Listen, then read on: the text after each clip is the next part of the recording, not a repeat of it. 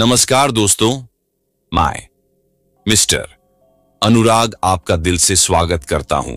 यह ब्रह्म पिशाच का 7वां और लास्ट एपिसोड है। अगर आपने पिछला एपिसोड नहीं देखा तो वीडियो के डिस्क्रिप्शन में लिंक है, जाकर देख ले।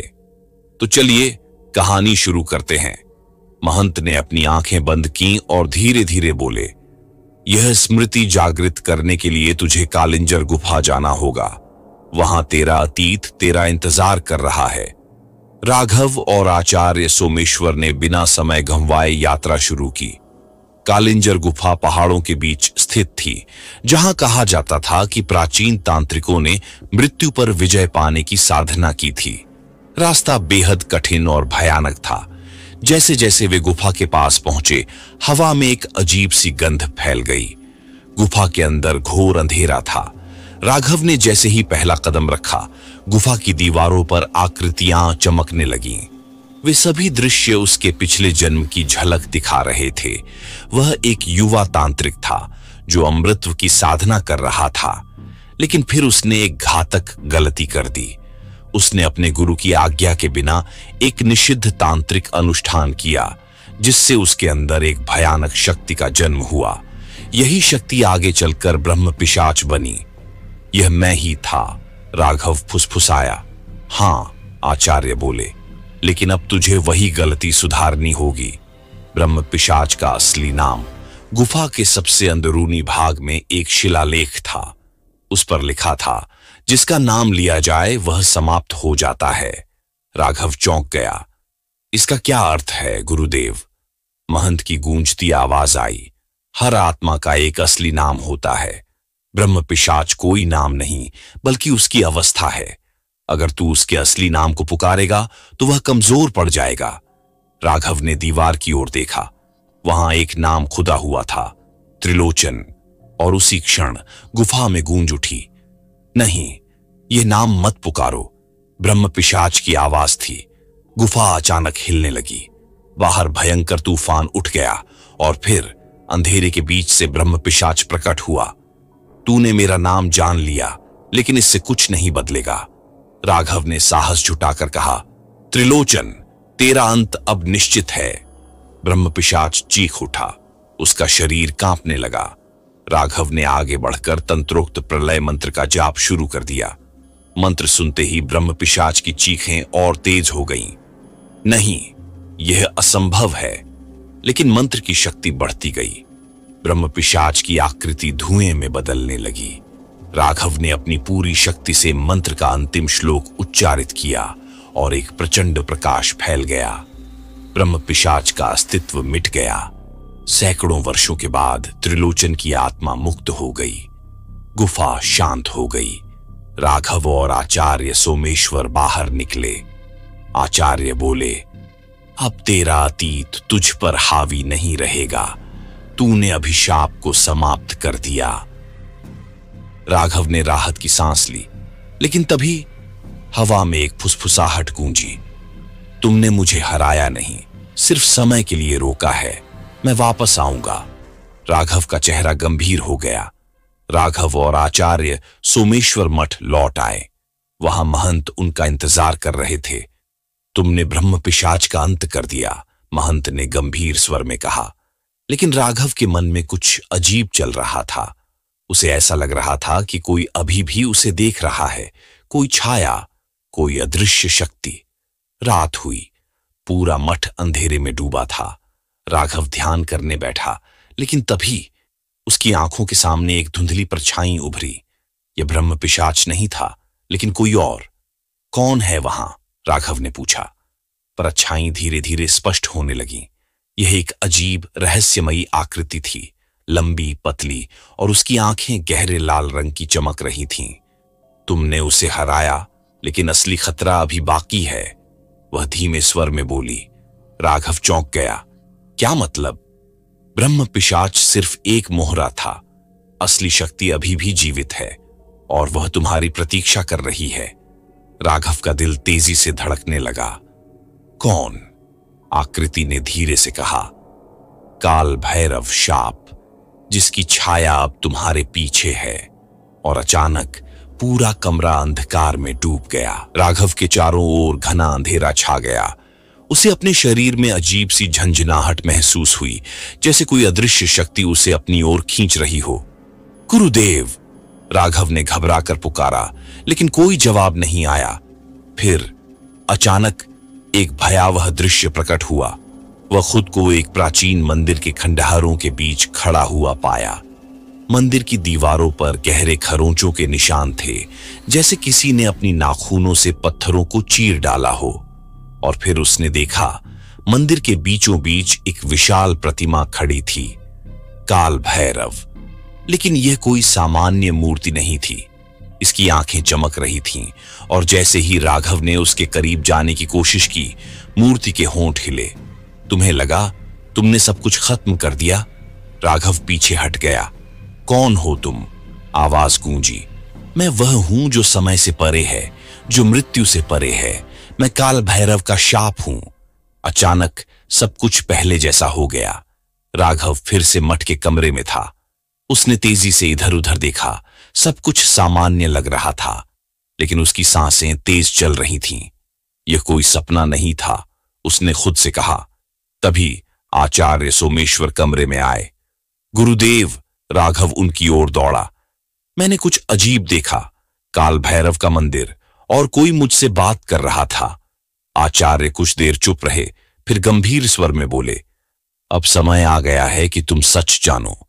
ब्रह्म पिशाच तो सिर्फ एक प्रहरी था। असली शक्ति काल भैरव शाप के पीछे छिपी है।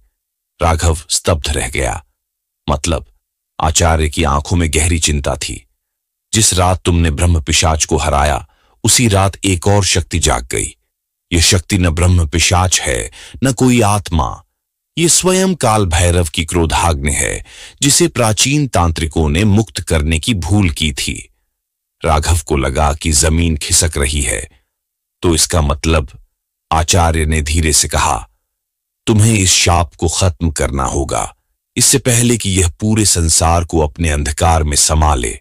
राघव ने गहरी सांस ली। मुझे क्या करना होगा गुरुदेव?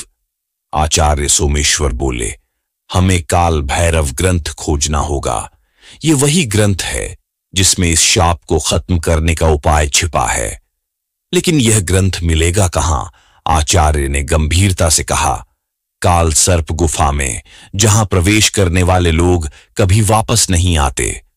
राघव के चेहरे पर चिंता की लकीरें खिंच गईं, लेकिन अब पीछे हटने का कोई विकल्प नहीं था। राघव और आचार्य सोमेश्वर रात के तीसरे प्रहर में काल सर्प गुफा के द्वार पर पहुंचे। ये गुफा पहाड़ के बीचों बीच थी, और इसके प्रवेश द्वार पर दो विशाल नागों की आकृतियां बनी हुई थीं। गुफा के पास पहुंचते ही अचानक हवा में एक अजीब सी सरसराहट हुई। पेड़ कांपने लगे और जमीन में कंपन होने लगा। गुरुदेव, यह जगह, राघव ने कहा। आचार्य ने धीरे से कहा, हमें सावधान रहना होगा। यह केवल एक गुफा नहीं, बल्कि एक जीवित तंत्र क्षेत्र है। जैसे ही वे अंदर बढ़े, गुफा के द्वार के पास एक रहस्यमयी लेख चमक उठा। जो यहां सत्य की खोज में आया है, वही जीवित लौट सकता है। बाकियों के लिए यह स्थान केवल मृत्यु है। राघव ने गहरी सांस ली और आगे बढ़ गया। अंदर घना अंधेरा था। हर तरफ अजीब सी नमी और धुंध थी। लेकिन सबसे भयानक चीज थी सैकड़ों कंकाल। यहां कितने ही लोग आए होंगे, लेकिन कोई वापस नहीं गया। राघव फुसफुसाया। आचार्य ने गुफा की दीवारों को ध्यान से देखा। उन पर कुछ तांत्रिक चिन्ह उकेरे गए थे। ये नाग सिद्धियों के संकेत हैं। लगता है कि यह स्थान नागलोक का एक द्वार है। राघव हैरान था। नागलोक? हां, आचार्य बोले। ऐसा माना जाता है कि नागलोक के द्वार इस भौतिक दुनिया में कहीं न कहीं छिपे हुए हैं। ये गुफा उन्हीं में से एक हो सकती है। तभी अचानक गुफा की दीवारों पर सरसराहट हुई। राघव ने टॉर्च घुमाई और देखा, चारों ओर हजारों नाग लहराते हुए आगे बढ़ रहे थे। उनकी आंखें चमक रही थीं और उनके फन खड़े हो गए थे। और फिर गुफा के अंत में एक विशाल नाग प्रकट हुआ, काल सर्प। ये नाग बाकी सभी से अलग था। इसका शरीर आधा पारदर्शी था और इसकी आंखों में एक गहरी रोशनी थी। कौन हो तुम? उसकी आवाज गूंजी। राघव ने हिम्मत जुटाकर कहा, हम काल भैरव ग्रंथ की खोज में आए हैं। नाग ने एक भयंकर हंसी हंसी। तुम जानते भी हो कि तुम क्या मांग रहे हो? हमें यह ग्रंथ चाहिए ताकि काल भैरव शाप को समाप्त किया जा सके। अगर तुम्हें यह ग्रंथ चाहिए तो तुम्हें नाग परीक्षा देनी होगी। राघव ने आचार्य की ओर देखा। आचार्य गंभीर थे। राघव, यह परीक्षा बेहद कठिन होगी। अगर तुम असफल हुए तो तुम यहीं सदा के लिए समाप्त हो जाओगे। राघव ने अपनी मुट्ठी भींची। मैं तैयार हूं। काल सर्प ने अपने विशाल फन को उठाया और गुफा की दीवारों पर एक चक्र बनाया। इस चक्र के भीतर प्रवेश करो। जैसे ही राघव चक्र के भीतर गया, अचानक उसकी आंखों के सामने एक नया दृश्य प्रकट हुआ। वह खुद को एक पुराने महल में खड़ा पाया। महल की दीवारें काली थीं और चारों ओर केवल आग जल रही थी। और तभी महल के अंत में एक सिंहासन पर कोई बैठा था। तुम्हें लगा था कि यह खत्म हो गया। राघव का खून जम गया। ब्रह्म पिशाच। लेकिन यह पहले जैसा नहीं था। यह अब और भी शक्तिशाली लग रहा था, जैसे किसी और भी भयानक शक्ति ने इसे नया जीवन दिया हो। तुम यहां तक आ गए, लेकिन यह तुम्हारी आखिरी यात्रा होगी। और फिर अंधेरा बढ़ने लगा। राघव की सांसें तेज हो गईं। यह असंभव है। मैंने तुम्हें खत्म कर दिया था। ब्रह्म पिशाच हंसा। उसकी हंसी महल की दीवारों से टकराकर गूंजने लगी। क्या तुम सच में यही सोचते हो? राघव ने मंत्र जाप शुरू किया, लेकिन अचानक उसकी आवाज गले में ही रुक गई। यह क्या हो रहा है? यह काल भैरव शाप का पहला प्रभाव है राघव। ब्रह्म पिशाच की आंखों में एक अजीब चमक थी। अब तुम केवल अपने शारीरिक बल से नहीं, बल्कि अपने मन की शक्ति से लड़ोगे। राघव ने चारों ओर देखा। महल की दीवारों से काले धुएं जैसी आकृतियां बाहर निकल रही थीं। ये अधूरी आत्माएं थीं जो काल सर्प गुफा में मारे गए लोगों की थीं। तुम्हें लगा था कि ब्रह्म पिशाच खत्म हो गया। मैं तो सिर्फ एक माध्यम था। असली ताकत अभी भी तुम्हारे सामने प्रकट नहीं हुई है। राघव को अचानक एक खींचने वाली शक्ति महसूस हुई। उसने खुद को महल से बाहर एक विशाल काले समुद्र के किनारे खड़ा पाया। और फिर पानी में हलचल हुई। एक विशाल 7 सिरों वाला नाग समुद्र से निकला। ये काल सर्प का अंतिम रूप था। राघव, काल सर्प की आवाज गूंजी। यह परीक्षा केवल बल की नहीं, बल्कि सत्य को स्वीकार करने की भी है। क्या तुम सच का सामना कर सकते हो? राघव ने सिर उठाया। सच? कौन सा सच? और फिर समुद्र के पानी में राघव की परछाई बदली और उसने देखा खुद को, लेकिन एक अलग रूप में, एक तांत्रिक के रूप में। यह कौन है? काल सर्प ने गहरी सांस ली। यही तुम्हारा पूर्व जन्म है राघव। तुम वही हो जिसने इस शाप को जन्म दिया था। राघव का दिल जोर से धड़कने लगा। नहीं, यह झूठ है। लेकिन पानी में उसका प्रतिबिंब अब हंस रहा था। तुम भूल चुके हो राघव, लेकिन शाप हमेशा लौट कर आता है। काल सर्प ने अपनी आंखें बंद की। अब फैसला तुम्हारे हाथ में है राघव। या तो तुम अपने पापों को स्वीकार करोगे और इस शाप को खत्म करने का तरीका पाओगे, या यह शाप तुम्हें भी निगल जाएगा। राघव के सामने अब 2 ही रास्ते थे। 1, अपने पूर्व जन्म के सच को स्वीकार करना और काल भैरव शाप को मिटाने का मार्ग खोजना। 2, इनकार करना और इस भयानक चक्र में हमेशा के लिए फंस जाना। राघव ने गहरी सांस ली। मैं अपने पापों का प्रायश्चित करना चाहता हूं। मुझे बताओ, इस शाप को कैसे खत्म किया जा सकता है?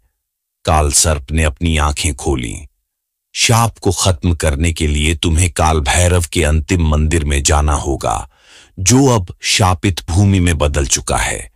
वहां प्रलय अग्नि जल रही है और वही एकमात्र शक्ति है जो इस अंधकार को मिटा सकती है। लेकिन तभी ब्रह्म पिशाच की आवाज फिर गूंजी। अगर तुम वहां गए तो मौत तुम्हारा इंतजार कर रही होगी राघव। और फिर चारों ओर भयंकर अंधेरा छा गया।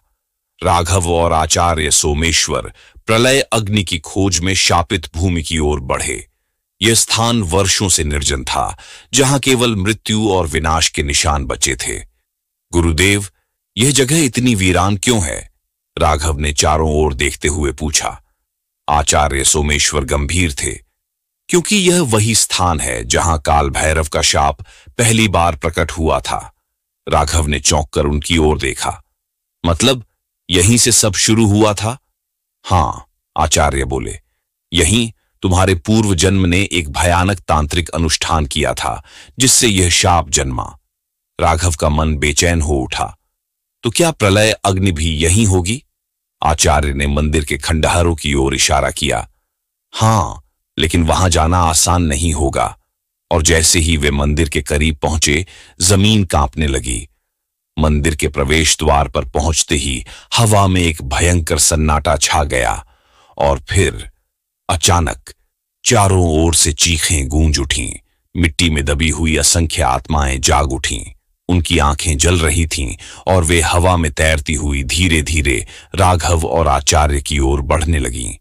राघव के शरीर में एक अजीब सी ठंडक दौड़ गई। ये कौन है? आचार्य सोमेश्वर ने गहरी सांस ली। ये वे आत्माएं हैं जो काल भैरव शाप के कारण मुक्त नहीं हो सकीं। तो हमें क्या करना होगा? आचार्य ने आंखें बंद करके एक मंत्र का उच्चारण किया। ओम काल भैरवाय नमः। जैसे ही मंत्र गूंजा, आत्माएं चीखती हुई पीछे हटने लगीं। लेकिन तभी मंदिर के अंदर से एक गंभीर आवाज गूंजी। रुको! राघव और आचार्य स्तब्ध रह गए। मंदिर के द्वार पर अब एक आकृति खड़ी थी, काल भैरव के रक्षक। वह रक्षक एक विशाल तांत्रिक था, जिसके हाथ में त्रिशूल और कमंडल था। तुम यहां क्यों आए हो? उसने गरजती आवाज में पूछा। राघव ने हिम्मत जुटाकर कहा, हम प्रलय अग्नि की खोज में आए हैं। हमें काल भैरव शाप को समाप्त करना है। रक्षक मुस्कुराया। प्रलय अग्नि केवल उसे प्राप्त होगी जो अपने सबसे बड़े भय का सामना कर सके। मुझे हर परीक्षा स्वीकार है, राघव बोला। रक्षक ने आंखें बंद कीं और जमीन पर एक तांत्रिक चक्र बनाया। इस चक्र में प्रवेश करो। राघव ने बिना हिचकिचाए कदम बढ़ाया। जैसे ही उसने चक्र में प्रवेश किया, चारों ओर की दुनिया गायब हो गई और फिर उसने खुद को फिर से अपने ही अतीत में पाया। राघव एक जंगल के बीच खड़ा था और सामने एक तांत्रिक अनुष्ठान हो रहा था। एक व्यक्ति मंत्र पढ़ रहा था और उसके चारों ओर आग जल रही थी। राघव ने ध्यान से देखा। वह व्यक्ति कोई और नहीं बल्कि उसका पूर्व जन्म था। यह मैं हूं। और फिर उस तांत्रिक ने अपनी आंखें खोलीं और सीधा राघव की ओर देखा। हां, तुम ही हो, राघव। राघव का शरीर जम गया। मैंने ये सब क्यों किया? तांत्रिक मुस्कुराया। क्योंकि तुम अमृत चाहते थे। तुमने काल भैरव का अनुष्ठान किया था, लेकिन तुमने एक भयानक गलती कर दी। तुमने मृत्यु को चुनौती दी थी। राघव की आंखें फैल गईं। तो यह शाप मेरी ही भूल का परिणाम है। हां, तांत्रिक गर्जा। और अब इसे समाप्त करने का केवल एक ही तरीका है। तुम्हें खुद को बलिदान करना होगा। राघव पीछे हट गया। बलिदान? क्या सच में यही रास्ता है? लेकिन तभी चारों ओर अंधेरा फैलने लगा और ब्रह्म पिशाच की हंसी गूंजी। तो अब तुम जानते हो कि इस शाप को मिटाने की कीमत क्या है? राघव का दिमाग सुन्न हो गया। क्या सच में यही एकमात्र रास्ता है? उसका पूर्व जन्म, जो अब उसके सामने एक तांत्रिक के रूप में खड़ा था, गंभीरता से बोला, हां, क्योंकि तुम ही वो पिशाच हो जो काल भैरव के शाप से जन्मा था। राघव की सांसें तेज हो गईं। नहीं, ये सच नहीं हो सकता। लेकिन तभी चारों ओर से आग की लपटें उठने लगीं और ब्रह्म पिशाच की हंसी गूंजी। तो अब क्या करोगे राघव? क्या तुम अपनी जान दोगे या मुझे अनंत काल तक जीवित रहने दोगे? राघव के सामने अब सिर्फ दो रास्ते थे। एक, बलिदान देकर इस शाप को हमेशा के लिए समाप्त करना। दो, इस सच से भागना और ब्रह्म पिशाच को और भी अधिक शक्तिशाली बन जाने देना। राघव ने आचार्य सोमेश्वर की ओर देखा। गुरुदेव, क्या यह सच में मेरा ही भाग्य है? आचार्य की आंखों में दुख था। पुत्र, तुम्हारी आत्मा पवित्र है, लेकिन यह शाप तुम्हारे अतीत का परिणाम है।